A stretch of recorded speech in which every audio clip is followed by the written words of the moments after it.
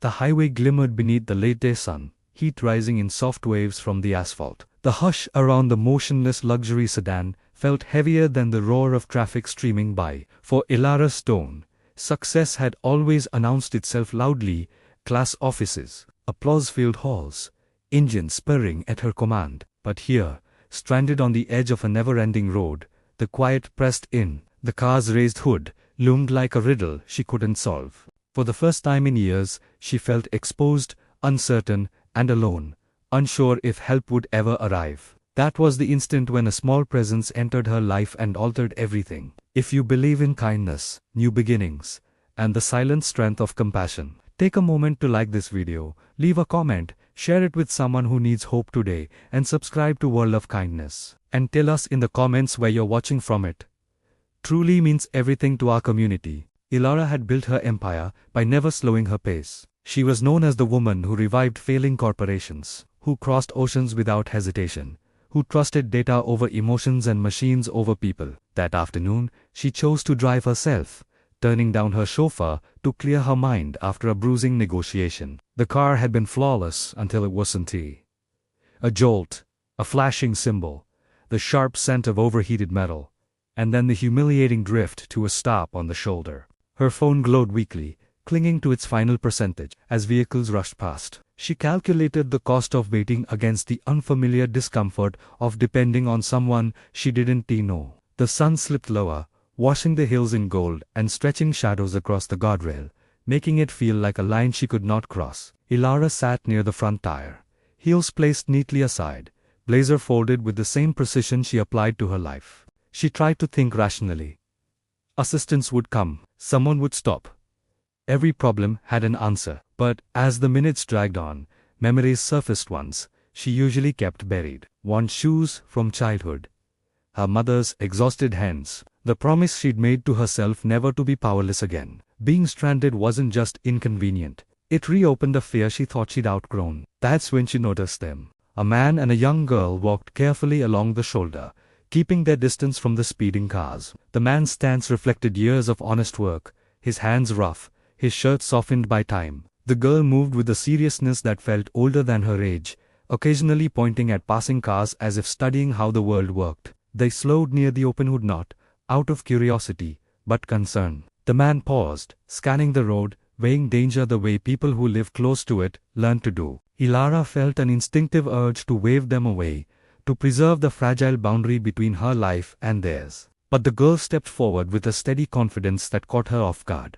Her name was Leora, though Ilara would learn that later. In that moment, she was simply a small figure in a plain dress, eyes bright with focus, arm raised toward the silent engine. There was no judgment in her expression, no awe at a car emblem only.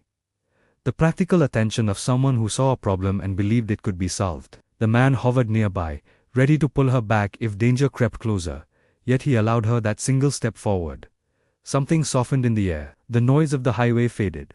Ilara met the child's gaze, expecting pity or fear, but finding instead a calm certainty. The girl's assurance wasn't dramatic or miraculous. It was simple. She believed help existed because people existed. The quiet confidence that her father could fix what was broken settled deep in Ilara's chest. She had spent years believing only money, control, and influence created solutions. Here stood a child who believed in effort, patience, and the willingness to try. The man explained softly, without pride, that he repaired farm machines and aging cars for neighbors when needed. They were walking home from the store. He could take a look, if she wanted. There was no pitch, no expectation, just an offer. Trust didn't come easily to Ilara, but something in the child's steady pointing, and the man's careful presence broke through her defenses.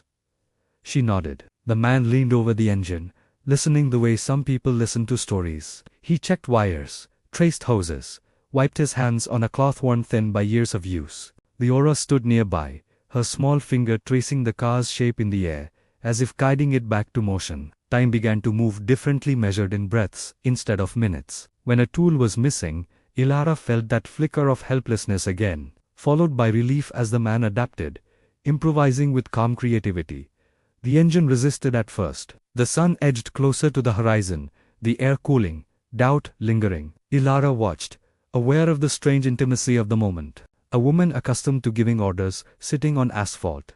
A man working with no expectation of reward. A child believing without hesitation.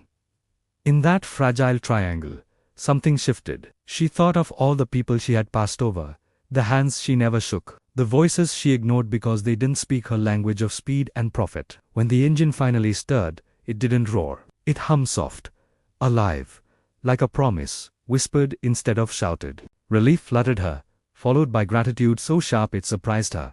She reached instinctively for her wallet, but the man gently declined, his shake of the head filled with dignity rather than pride. He accepted only water and her sincere thanks. Leora accepted a smile that matched her own belief that the world could be kind, if you let it be. They left as quietly as they arrived, walking down the shoulder until their figures grew small against the glowing hills. Ilara stayed where she was, hands resting on the wheel, breathing in the stillness.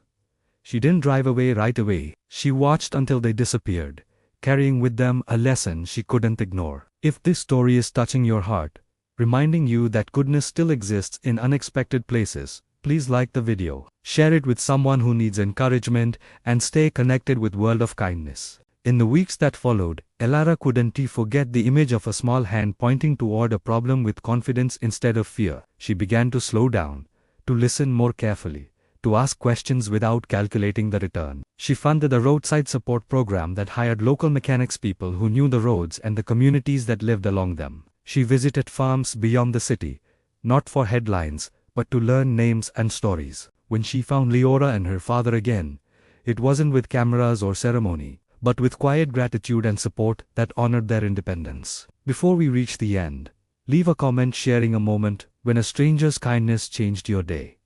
Your story might give hope to someone else. On another golden afternoon, Elara drove that same highway. The engine steady, the road familiar, yet transformed. She no longer saw it as something to conquer, but as a place where lives intersect and meaning can grow from simple gestures. Somewhere ahead, a child would point toward a problem and believe in a solution. And because of that belief, a woman learned that true wealth is not the absence of need but the presence of care. If this story moved you even a little, please engage with it from the heart. Your likes, comments, and shares help kindness travel farther than any car ever could.